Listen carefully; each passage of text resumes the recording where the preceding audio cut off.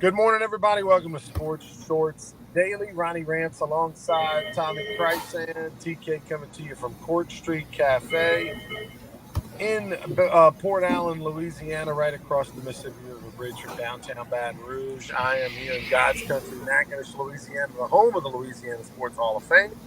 And we are presented by La Bears Casino, where in the Baton Rouge side of the bridge, there's no better place to go watch all the sporting events and fantastic, great food as well over at La Bears.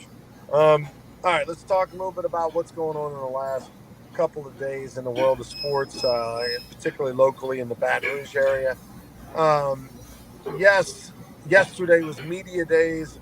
Brian Kelly spoke yesterday at Media Days up in Nashville, Tennessee, not Birmingham, not Atlanta, Nashville, Tennessee. But really, there was nothing major that came out of it. I'll let Tommy speak to it in a minute. Probably the headline of the day at the Media Days was not Brian Kelly, but it was Jimbo Fisher, who everybody wanted to talk about. Petrino being the new offensive coordinator, how would they get along? Were there problems? And he gave a glowing report on how these guys are working well together and why wouldn't you want to have a great offensive mind like Petrino's and that they are collaborative and et cetera, et cetera. So that was the biggest national takeaway from the day was the discussion between two alpha males, two offensive minded coaches in Petrino and Fisher. And would that relationship work? We won't know, Tommy, until the regular season, but that was the big, I guess, takeaway day one of the media days. You're right. Nationally, that's what everybody bid on. No question about that. Now, I watched Greg Sankey. He did do a nice tribute to Mike Leach, which I enjoyed since I did get to meet Leach many years ago, and was a big fan of his. And Sankey was businesslike, whatever. And I think the takeaway from Sankey nationally is he basically begged Congress to do something about NIL. He talked about all the inconsistencies in NIL and is it really doing what it was intended to do? And for lack of a better, he didn't say, I beg you, Congress, but you could read between the lines. He was really wanting them to get involved in trying to put some guardrails or some boundaries on this thing because it's getting out of hand. And as he said, you hear a lot of stories, and some of it may be true, may be partially true, might not be true at all. And that's the problem. I mean, you got a lot of differences there. But Sankey's a sharp guy, former Northwestern State Demon golf coach. He's a sharp guy, and he handled himself very well. Obviously, very well prepared speech that he went through. All the pats on the back to the SEC, and then into the things that they're focused on. Talked about the 8-game schedule and the 9-game schedule, and right now, he basically said, right now we're comfortable where we're at, and we're looking forward to Oklahoma and Texas joining the league, and then we'll deal with that when we get forward. Talked about what it means for non-conference games. It's pretty detailed. I'm sure if you want to watch it and you missed it, you can go back and see it. Now, Brian Kelly, he was the first coach out of the gate of the 14 coaches, and very businesslike, straightforward.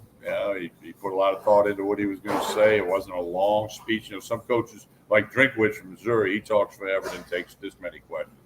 Kelly was probably, a normal amount of time with opening comments. And biggest thing he said was, they realized they got to close the gap against Georgia, because they got whooped in the SEC championship game. It was a big gap in his mind as he viewed the team.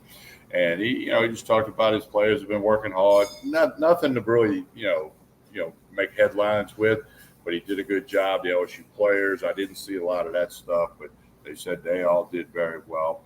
And Brian Kelly, so now he's back in Baton Rouge, I'm sure, and the rest of the coaches will take their turns. But he did very well, very businesslike. Talking about Sankey for a minute, the commissioner of the SEC, and you mentioned the Leach tribute. How did he do the Leach tribute? What Well, did he do he exactly? didn't have a tie on, and he began it by I didn't catch that. He began it by saying he recalled last year having a conversation with Mike Leach about how did neckties survive and not the powdered wigs, from back in the day. And Leach has always had that thing about neckties. He thinks they're useless. He doesn't understand. He never wore one. So then he says that's why. And then Sankey, that's why I'm not wearing a tie today. Then he talked about how the other, so many conversations with Leach that weren't related to football. Leach was a historian. He loved American history. And he said, if you're going to call Mike Leach to have a conversation, he said, you better not have another meeting anytime soon because he would keep you on the phone for a while. So I think it was fitting and it was a nice tribute. And again, Leach was he was the star of media days for several years there once he got to Mississippi State. But then he also talked about how his reach, of college football at Texas Tech and Washington State was also, he touched a lot of people, and he'll be missed by the Southeastern Conference, and certainly he'll be missed by the Mississippi State people. So, it's getting back to what Sankey was saying, which is he's basically asking Congress for a bailout type situation. Let me go back to this. What the NCAA and these commissioners and these coaches and these schools do have control of is the transfer portal. And if there's no transfer portal, Tommy, there's no NIL poaching. If you go back to putting some rules in place for the transfer portal that are manageable, to whether it's everyone has to sit out a year, in general, like it was, unless you transfer down in classification. If you were in the SEC before the transfer portal and you wanted to transfer to Northwestern State, a lesser division, or Division III or Division II, you could be eligible right away. If you wanted to transfer to another school, you had to sit out a year unless you got some sort of waiver. Well, that's what happened is they kept giving these waivers, these releases, and allowing people to transfer without sitting out. That's something the NCAA can control. That's not a judge thing. That's not a jurisdictional thing. That's not a Congress thing. That is a pass the rule that says when you go to college, if you want to leave that school, you have to sit out a year no matter what. Or you can say you can transfer one time, and then after that, you have to sit out a year no matter what. No excuse under the sun will be granted. If they did that, Tommy, yes, that doesn't change the NIL deal. And yes, there's going to be schools that have more NIL money than others, and they can go offer all tons of money to get players to come there, or they can even get players to leave once. But right now, there are players that are leaving year after year after year. But, if you're LSU, you recruit a player at 15, 16 years old. He comes to campus. You got to recruit him the whole time he's there so that he doesn't leave. But if you were LSU and there was the transfer portal and you went in there and got a kid who had already left somewhere once, well, then once you got him, you could coach him like you used to be able to. You don't have to worry about offending the kid every day. You don't have to worry about him just leaving and taking his ball and going home if he doesn't get to play as much as he wants. You don't have to worry about the guy being poached for an NIL deal somewhere else unless he wants to sit out a full year. And people don't want to do that.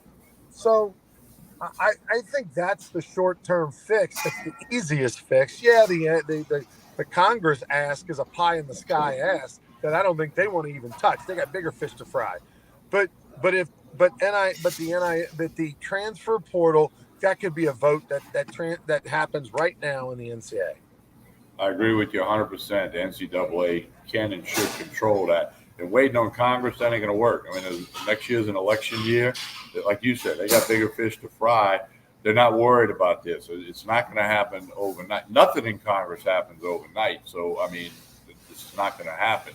I don't think Sankey's, wish for Congress to get involved anytime in the near future. But with the new commissioner of the NCAA, I guess he's the president of the NCAA, Charlie Baker, they've got to start doing something. And they're behind. I mean, President Emmert screwed it up. He didn't get in front of the NIL because he knew it was coming. They had years' knowledge that it was coming, and they sat back and didn't do anything. And that's the fault of the powers that be in the NCAA and the different conferences. So, it's hard to unscramble the egg, but something has to be done soon. The sooner the better. And the schools that you feel for are not LSU. They're at the top of the food chain. They'll be just fine. They are the poachers. Obviously they'll lose a couple players that get picked off elsewhere, but they're going to be the picker-offer more often than not. Schools you really feel bad for are the Southeasterns of the world, the UL Lafayette's of the world, even a mid-major like the Raging Cajuns, who had so much success in the Sun Belt under Billy Napier. Billy Napier left at the perfect time because Billy Napier couldn't survive over there with the transfer portal because any player in any sport, about 90% of the stud players at those schools are going to get gobbled up by the bigger schools. At UNO baseball had their best two hitters last year and their top three batters this year. Transfer portal out, poached, by the bigger fish, and so it's virtually impossible for the mid majors and the lesser Division I programs to have any sort of sustained success because the minute a guy does anything good, 90% of those players are going into the transfer portal and are going someplace else. How can you coach and build a program like that? Well, and I'll say this: I know of two situations that I'm personally have a connection to with regarding the NIL, and both of them would blow everybody's mind to know that if it's even close to accurate with the money that's being tossed and used, and it's just because I know about these two situations, I actually both involved in the SEC. That there's 200,000 situations I don't know about. So and Sankey made a reference to that we hear stories. He used that word, and we don't know if it's true, half true, and it's a mess. It truly is a mess. But people will forget about that when kickoff comes on Saturday in September. They're going to forget about all that, and then it's almost like a talking season thing. Steve Spurrier coined that thing for the media days. That was talking season, but it's not going to go away, and it is a big elephant in the room. All right, we move on. Baton Rouge Rougarou, by the way, a little plug here. The Rougarou lost a close one last night, 4-3. Gave up a 4 spot in the first. Claude Dore back and just couldn't get the big hit with runners in scoring position throughout the night. So the Rougarou dropped to the Acadiana Cane Cutters in the relief windows I-10 Basin battle. They'll be back in action tonight over in Lafayette against the Acadiana Cane Cutters, a team that really the Rougarou are battling for the last playoff spot in the TCL. There's only what are there, Tommy? 10, 11 games, regular season games left, something like that. Correct. So, it's going to be a battle royale between now and July 30th between the Rougarou and the Acadiana Cane Cutters for the playoffs. And they'll play a number of times between now and then. Want to thank Estruma Baptist Church yesterday. We had a number of folks that were at the ballpark from Estruma Baptist Church. Legendary coach M.L. Woodruff, who's going into Louisiana Sports Hall of Fame, was there. We honored him as well. Rougarou will be back home on Wednesday. Win Wednesday. So if the Rougarou win, you get a free ticket to a future game on the way out of the ballpark.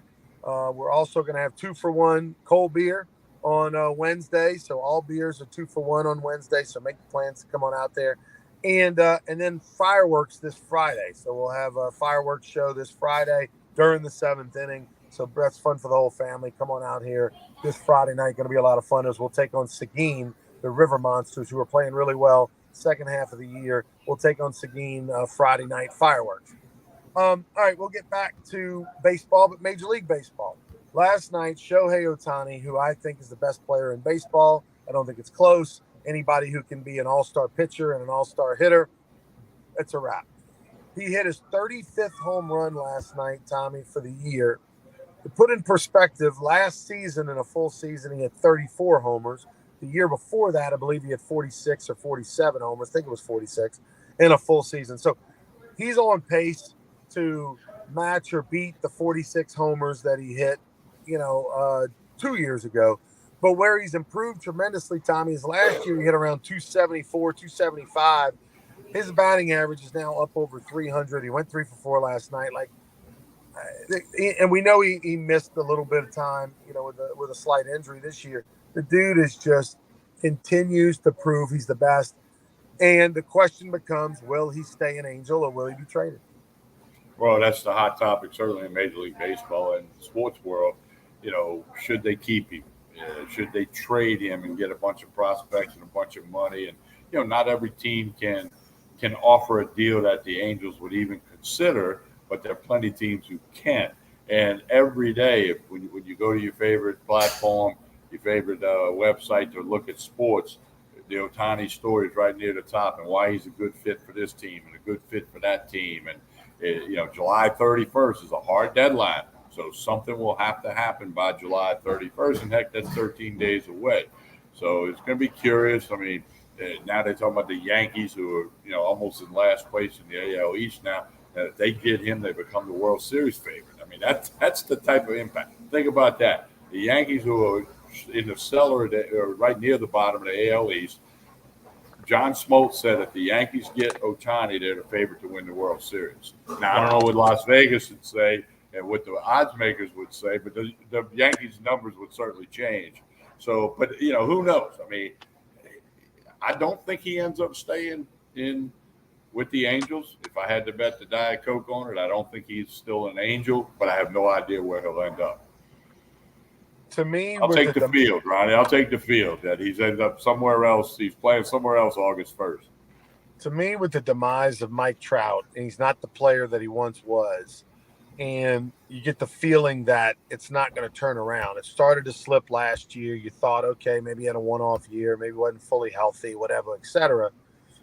And it hasn't gotten back. So based on that, it feels as if the Angels, who have swung and missed so many times on big free agents and difference makers, might say, hey, we got to junk it again and start from scratch, and if that means you're not going to be able to get rid of Trout because of the money that you owe him, you're not going to be able to trade him and get what you want for him. He's going to be an Angel for life. But Otani, you can get a plethora of riches. You might have to do it, as much as it stinks for the fans. If you want to really have a chance to win, if you want to have a chance to reset the franchise, it's really the play. I agree with you. I think that's the play for the Angels, to get rid of him, bring in X number of prospects, whatever it might be, and then you maybe attract somebody else and just, really have to. But their farm system is not considered to be real strong, so that doesn't help the whole picture. But the Angels, who would have thought with Otani and Trout even a couple of years ago that they would be struggling to make the playoffs, can't make the playoffs. And certainly Major League Baseball wants Otani in the playoffs for the TV ratings and the ticket sales, et cetera. So, and merchandise sales, but they got to do that on the field. They can't just invite them. Let's talk golf for a minute before we get out of here. Rory McIlroy, who has been Mr. PGA, and he said last week at the Scottish Open that he would, retire before he ever played solely on the LIV Tour, if that was the only thing left. He won the Scottish Open, broke the hearts of Scotland because he beat one of their countrymen. He was trailing by one going into 17. He went birdie and won the event. And so now the British Open, and yes, we call it the British Open on Sports Shorts Daily, will be this week, and he's the favorite. He's the favorite, and that's who I'm going to bet on. I think, like you said, that birdie finish, I was watching, I actually saw that occur. And it was funny because the birdie putt on 18, he had to wait, and then I think it was Kim who four putted from like 8 feet, and it was just, and then he backed off of his putt when he got over it. I mean, the amount of time between when he thought he was going to putt and he did putt was way more than normal. And but then he canned it. In fact, he didn't think he made it. He made it at the end, and you could see his reaction when he hit it. He wasn't real sure, and then all of a sudden he kind of went, "Whoa!" Like it didn't break. Like he thought it was going to break and miss the hole. Bottom line, he won. He's the favorite at the British Open at Royal Liverpool, England. I saw some previews of that course. It's going to be a par 71 and a brand new par 3, which will be the 17th hole, and then the par 5 18 is like 619 yards long. So, hey, you're going to have to get up super early. I do this every year. Come Thursday morning, I'm going to get up early and you get the golf on, because if you wait till about noon to watch it, it's going to be over. You'll be watching a replay. So I think McIlroy is going to win the British Open. By the way, speaking of golf, how about Steph Curry? Did you watch him, the NBA star? He won the big tournament over in Tahoe, the celebrity event, which is the premier event. And, I mean, he was unbelievable how good he was. He had a hole-in-one on Saturday. He made a long eagle putt to win the tournament on Sunday. I mean, unbelievable. Yeah, it's quite the feat with the hole in one and the eagle to win it. There's some good golf that gets played in that tournament.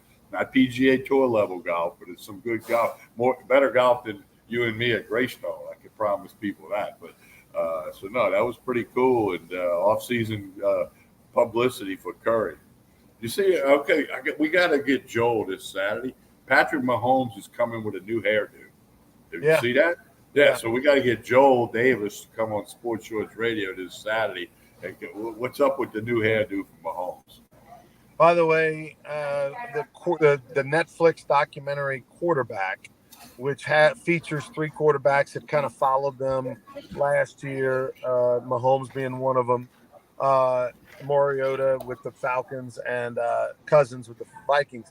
So good, Tommy. So good. He talks about it last year, how he's going to have a new hairdo this season. He talks about it in the documentary, how, come on, I'm going to be a dad with two, I'm going to be a dad. I can't be a 40-year-old with this haircut. I got to come up with fade mohawk thing. Yeah, with the mohawk, which is going to crush a lot of little boys, including my nephew, Case Joseph, who loves his hair because he's got curly hair like him, and he thinks it's the coolest thing. So if he changes his hair too much, it's going to crush a lot of little boys out there. But anyway, that documentary, I'm telling you, TK, it shows how hard Patrick Mahomes and Kirk Cousins and those guys work day in and day out, in and out of that building. The extra work they do, the extra preparation, the body care that they do with whether it be chiropractors or therapists or trainers. It's unbelievable. Like, they just don't go read a playbook a couple hours a day and go play on Sundays. These guys are 24/7. Patrick Mahomes has a personal trainer 3 days a week outside of what he does with the Chiefs. That's his own trainer he's had since like high school, that moved up there, has his own. That guy's got his own facility and training academy. And Patrick Mahomes and all the stuff that he does is unbelievable. Kirk Cousins has, he sees therapists. He's got chiropractors that come to his house. He is constantly prepping and studying and grinding. It's amazing. Yeah, it really is. And I remember, talking to a couple of Saints players when Drew Brees was in his heyday. You can't beat him to the building. And when you leave, his car's still there, no matter what player you are, how committed you are. And that's the difference. That's why they're the greatest of the great. That's why they're Hall of Famers. That's why they're elite. Not that Cousins is going to be a Hall of Famer. That's probably not the case. But, to make that money and to consistently stay around, in the NFL, not for long if you don't work hard. That's what NFL stands for. So, they have to be like that. So much with the NBA players the same way, and many of the baseball players, the greats. That's the routine. That's the drill. It's incredible. All right, TK, tell us about Court Street before we get out of here.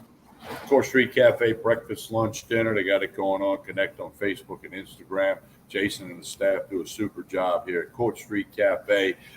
You need to stop by. Like I said, breakfast, lunch, or dinner. 6 days a week. Sunday is the Sunday brunch thing. Saturday night, steak night. So we always enjoy coming over to Court Street Cafe. We want you to do that the same as well.